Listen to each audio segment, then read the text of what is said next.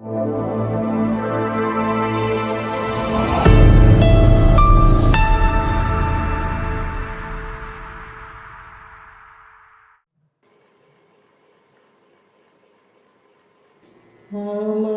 সকল দুঃখের প্রদীপ জেলে দিবাস গেলে করব নিবেদন। আমার ব্যথা তোমার এই শূন্যতা আমি পূরণ করতে পারবো না, তবু আমি আছি মা, সব সময় তোমার পাশে। আমার সকল দুঃখের প্রদীপ যখন বেলা শেষের ছায়ায় পাখিরা যায় আপন কুলাই মাঝে, সন্ধ্যা পূজার ঘণ্ট যখন বাজে,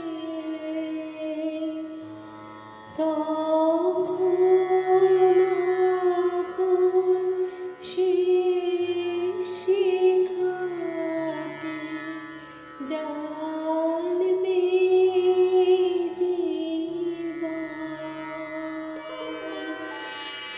আমার ব্যথার পূজা হবে সমাপন।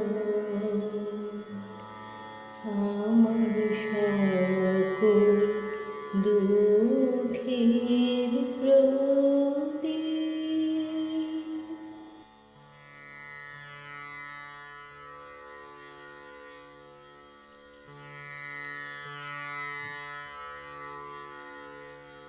ভাবলাম একটু সকাল সকাল আসবো, তার কি জো আছে?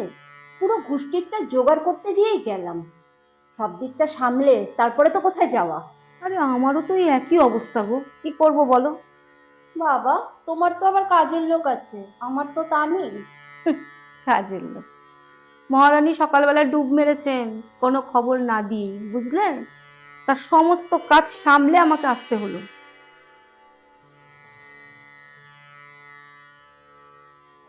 উফ, দেবো এবার দূর করে। চলো চলো।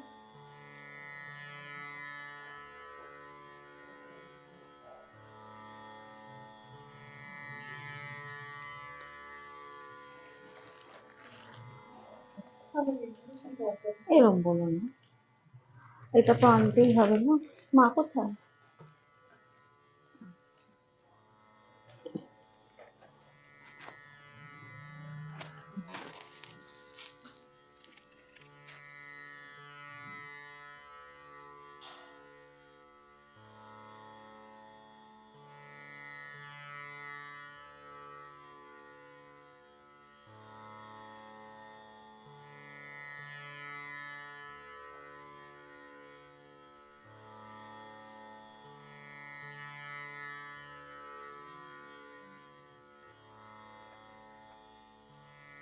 ভাসান গো, আমি তাহলে দেখতে ভাসাতাম।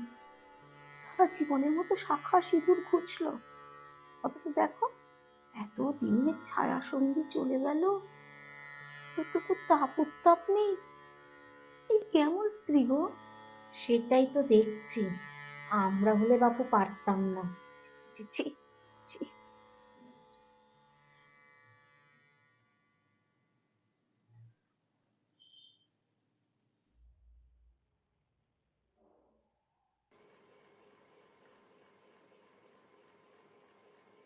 কি রে, কি হয়েছে? ঘুম আসছে না? সুড়সুড়ি দিয়ে দেবো?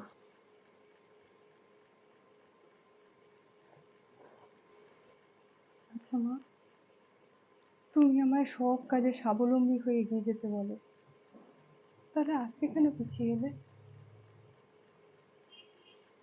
কিসে পিছিয়ে আসার কথা বলছিস? এই যে আমি বাবার মোকাবিলা করতে চাইলাম আর তুমি সুমনকে দিয়ে করালে। কাকার সাথে আমরা কদিন একসাথে থেকেছি মা, অথচ নিজের মেয়ের বদলে ভাইপো পেয়ে গেল সেই অধিকার। তুমিও শেষ পর্যন্ত ছেলে মেয়ের মতো তফাৎ করলে মা।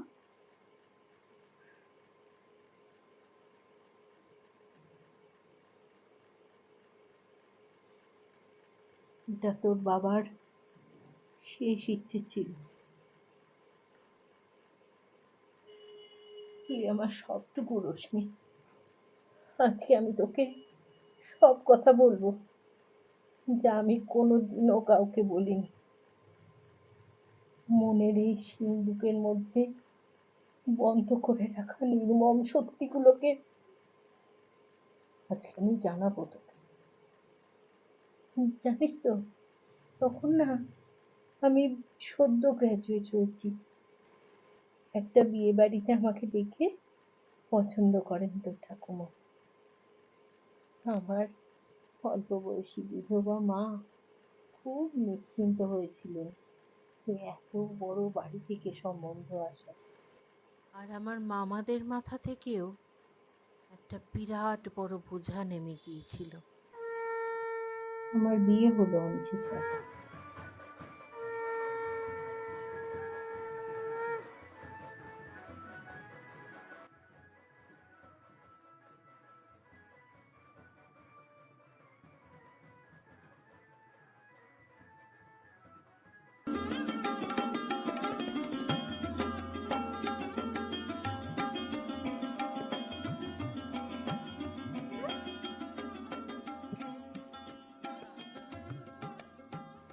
প্রথম দিকে প্রাচুর্য আর আভিজাত্যে বেমানান লাগলেও ধীরে ধীরে মানিয়ে নিলাম। সুন্দরী বউ নিয়ে অনিশের চাপা অহংকারও ছিল, জানিস তো।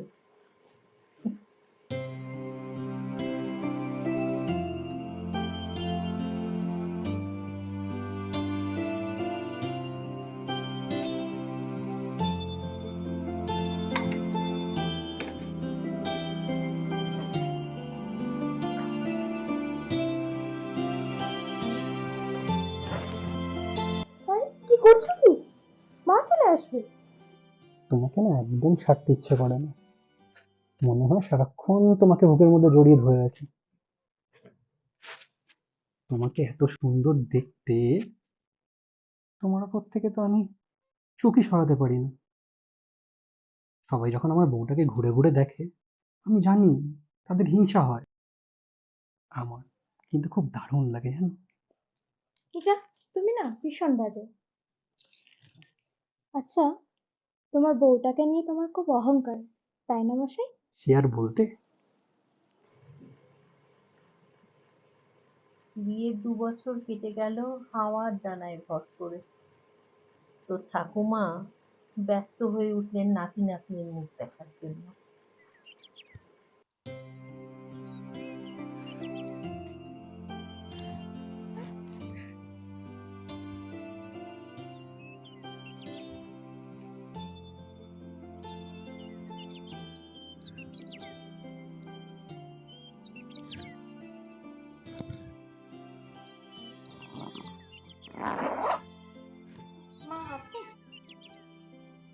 বলি বিয়ে তো অনেক দিন হয়ে গেল, আমরা কি আর নাতি নাতনির মুখ দেখে যেতে পারবো না?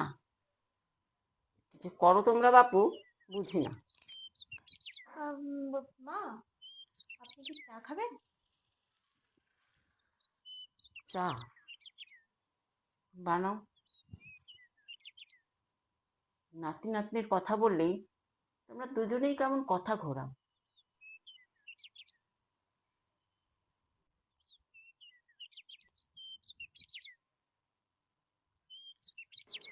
আমরা অনেক চেষ্টা করেছিলাম, আরো 1 বছর চলে গেল। অনেক চেষ্টাতেও কিছু হলো না দেখে আমাদের ওই ডাক্তার কাকা, ওনার শরণাপন্ন হলাম।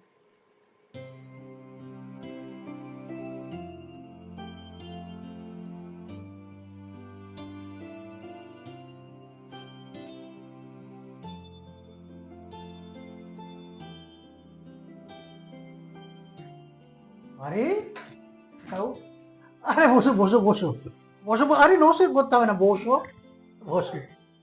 ভালো আছো ডাক্তার কাকু? হ্যাঁ হ্যাঁ, আমি তো ভালো আছি মা।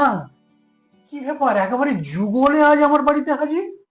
আসলে আমরা একটা বিষয় আপনার কাছে পরামর্শের জন্য এসেছি। আচ্ছা, আমরা আমাদের একটা ইস্যু চাইছি। বেশ বেশ, কিন্তু বহুদিন ধরে ট্রাই করছি, কোনো রেজাল্ট পাচ্ছি না। আরে এত ঘাবড়াওয়ার কি আছে? ওকে নিয়ে একদিন আবার নার্সিংহোমে চলে এসো, একটা টেস্ট করে নিলেই হবে। ঠিক আছে কাকাবাবু। জানেন তো মা না মাথা খারাপ করে দিচ্ছে, আমাকে ঠিক করে হয়ে যাই বলুন তো। আচ্ছা আচ্ছা, হ্যাঁ চলে এসো, সব ঠিক হয়ে যাবে। বেশ, তাহলে তাই যাবো। ওই সময় একদিন একটা বিয়ে বাড়ি সেরে ফিরছিলাম আমরা দুজনে গাড়িতে, বেশ রাত। তো রাত হয়ে গেল, রাস্তায় দেখো একটাও লোকজন নেই, কি ফাঁকা রাস্তা, তাই না? সে তো তোমার জন্য কতক্ষণ ধরে বলছি, ওঠো ওঠো, চলো। তোমার তো আর গল্প শেষ হয় না। তো কি করবো বলো, ও তো ছাড়তেই চাইছিল না। কি মিঠুকে কি সুন্দর লাগছিল, তাই না? আমি মেয়ে হয়ে চোখ ফেরাতে পারছিলাম না। তোমার থেকে বেশি। যা,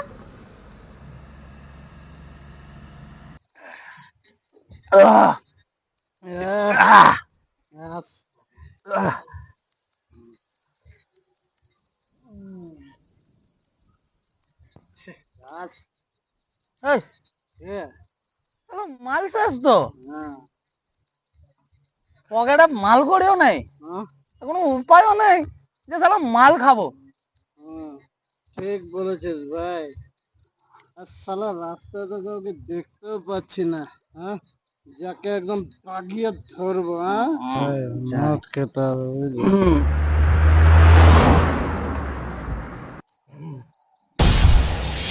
আরে বাস দেখেছিস? হ্যাঁ, এই, চল চল চল পিছনে।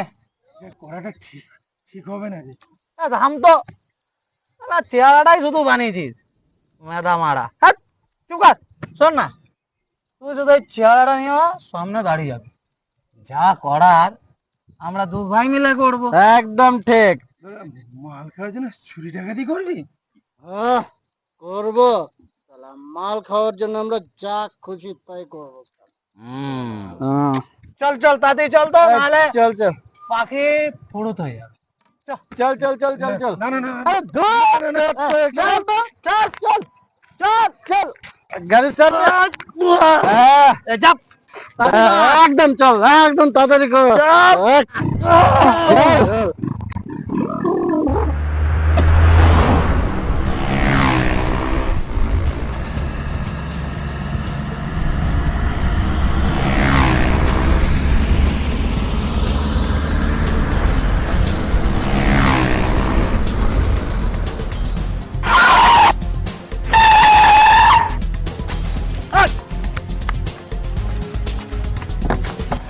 আরে বাহ, কি হচ্ছে নাকি?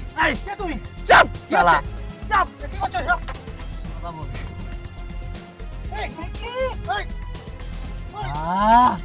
অনেক ঘড়ি তাই না? এই চুপ, কর, যা যা কর, তাড়াতাড়ি কর, খোল খোল। আজকে আমাদের এই চুপ, ধর তো একে, বেশি বাজে মার, বোতল দিয়ে মার। মালটা বহুত চেঁচাচ্ছে। এই গাড়ি থেকে দড়িটা নিয়ে আয় তো, বাঁ দিয়ে গিয়ে সিটে টাইট করে। এই কি করছো সব? চল চুপ, বাঁধ বাঁধ। খোল, কানেগুলো খোল, কানেগুলো খোল, যাই তো সব খোল। ভাই বাঁধ তাই। ভাই আর কিছু না, আর কিছু নাই মানে? এত কিছু আছে আর বলছো আর কিছু নাই মামনি? আরে ভাই এই ভাই, এটা আমার। ঠিক আছে, আচ্ছা দাঁড়া, আগে তো তারপর আমার। আসো মামনি, আসো আসো আসো আসো মামনি, আসো আসো আসো মামনি, আসো।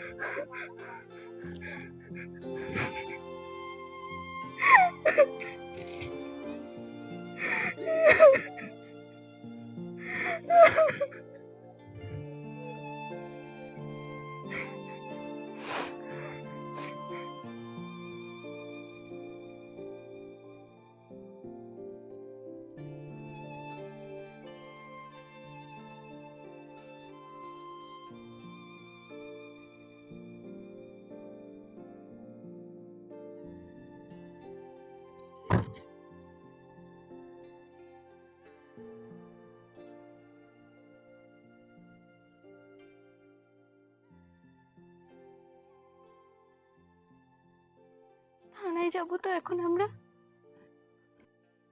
আমার কি মাথা খারাপ হয়ে গেছে? এই ঘটনা কাউকে জানতে দেওয়া যাবে না। আমার ফ্যামিলির একটা আভিজাত্য আছে, না পুলিশের তো কোনো প্রশ্নই ওঠে না। তুমি আর আমি ছাড়া খুনাক্ষরেও এই ঘটনা কেউ যাতে জানতে না পারে। আমি তো হতবাক। দিলে ভালোবাসা, কেয়ার সব নিমিশে উধাও। বাড়িতে এসে অবশ্য অনেক আমার অবস্থাটা সামাল দিয়েছিল। এই মাঝ রাস্তায় আমার প্রচন্ড বমি শুরু হয়েছিল বলে সেদিন আমি সারা রাত দু চোখের পাতা এক করতে, আমি কার সঙ্গে এক করে থাকছি? কিন্তু কিন্তু আমি কোথায় যেতাম? দাদাদের সংসারে মা তখন বাড়তি বোঝা, তার উপর আবার আমি। অনিশ নিজেকে ঢুকিয়ে দিল অফিসের কাছে।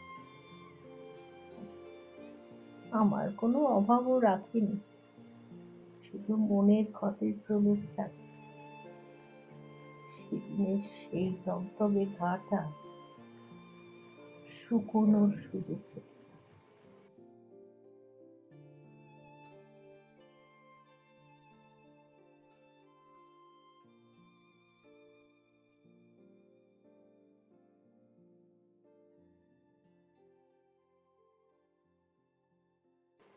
দু মাস পিরিয়ড স্কিপ করার পর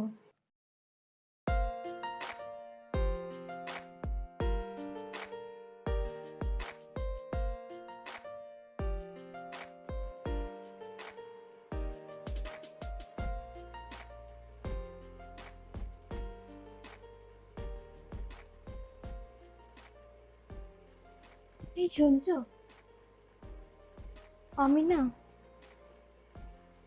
আমি প্রেগনেন্ট। এতদিনে ভগবান মনে হয় আমাদের দিকে মুখ তুলে চেয়েছে।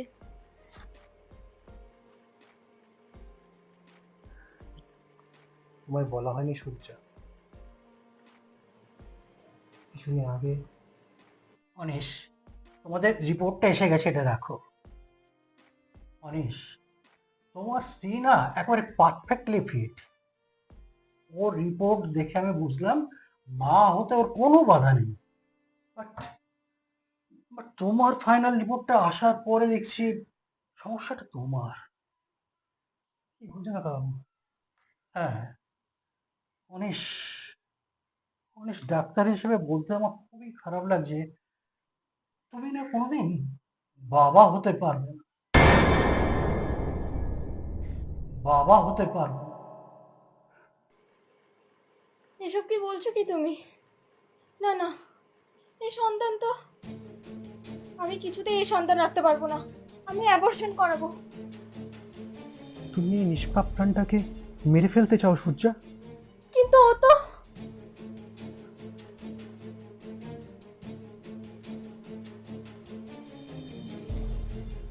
এই বাচ্চাটাকে আমি আমার পিতৃ পরিচয়ে এই পৃথিবীতে আনবো।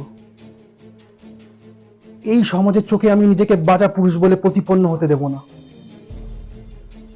সেদিন খুব অবাক হয়েছিলাম জানিস, একটা মানুষের কাছে সমাজ আভিজাত্য কতটা বড়, তার তার স্ত্রীর অমর্যাদার চেয়ে। জেদ চেপে গেল আমার, অসহায়তার, পাশে কেউ না থাকার, আর আর আশ্রয়হীনতার জেদ। ভাবলাম ভাবলাম যে আসছে সে তো আমারই,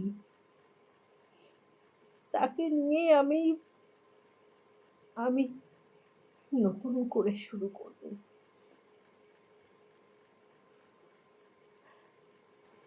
যথাসময় যথাসময়ে তুই এলি আমার কাছে। তোর ঠাকুমা নাতি না হয়ে খুব দুঃখ পেয়েছিলেন, কিন্তু অন্তত বংশ রক্ষা হয়েছে বলে নিশ্চিন্ত হয়েছিলেন। আমি ভাবলাম এবার বুঝি আলোর মুখ দেখব। ভুল ভেবেছিলাম আমি। না না না না, এই দেখো কি দুষ্টু হয়েছে। আমি আদর করছি আর তুমি ওদিকে মুখ ঘুরিয়ে রেখেছো। মেয়েরা তো বাবাকেই বেশি ভালোবাসে, তাই না? দেখো, মনে হয় তোমাকেই খুঁজছে। দেখো।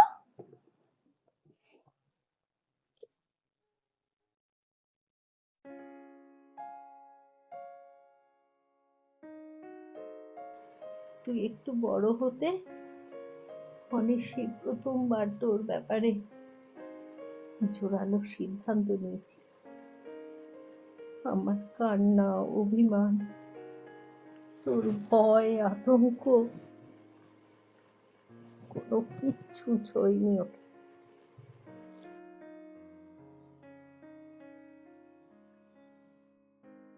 দূরেই যখন রাখবে তাহলে ওকে পৃথিবীতে আনলে কেন?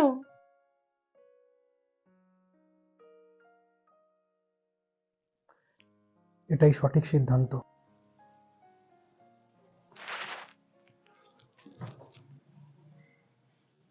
বুকে পাথর রেখে অনিশের সিদ্ধান্ত মেনে নিয়েছিলাম তোকে হোস্টেলে রেখে পড়াশোনা করানোর।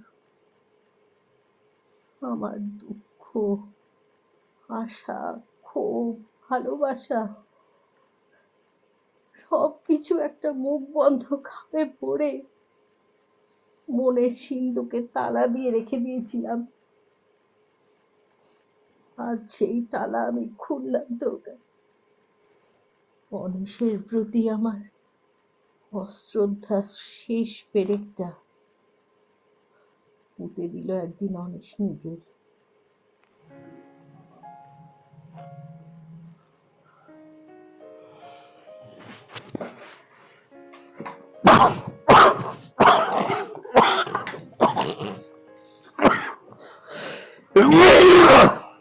কেন ওষুধটা খেয়ে না।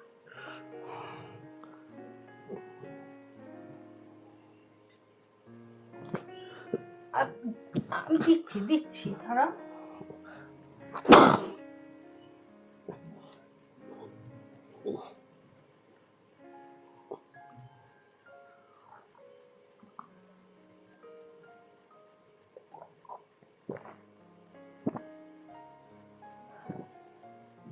আজকে পাশের বাড়ির নিক্তিবাবু চলে গেলেন।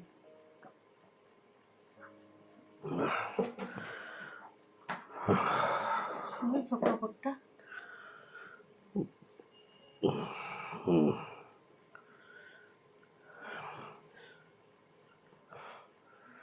দাঁড়াও, তোমার সঙ্গে কথা আছে।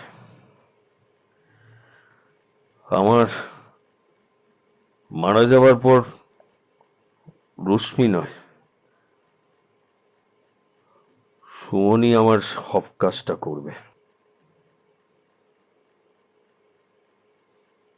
কেন? রশ্মি কি দোষ করলো? রশ্মি আমার মেয়ে নয়।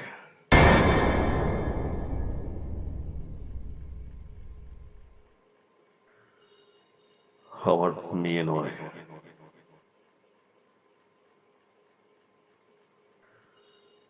আমার মেয়ে নয়। অনেক দিনের অনেক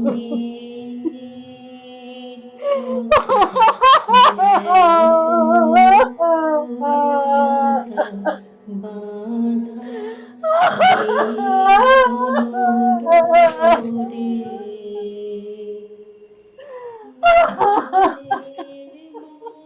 কাঁদো মা, আরে জোরে জোরে কাঁদো। তোমার ভেতরে যে কষ্টের পাথরগুলো জমে আছে সব ধুলো হয়ে চোখের জলে ধুয়ে মুছে সাফ হয়ে যাক।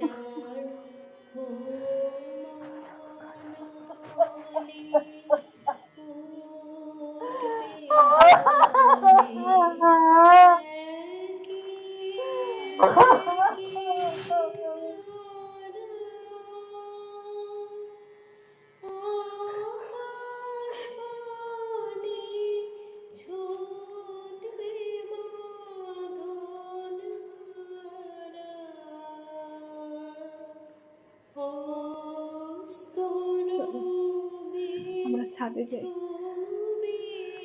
ভোর হয়ে আসছে, আর ঘুমিয়ে কাজ নেই।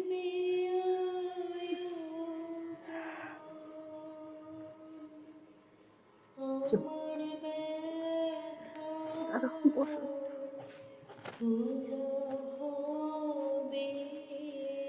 তোমার ঠান্ডা লেগেছে? বিশাল কিছু হয়েছে।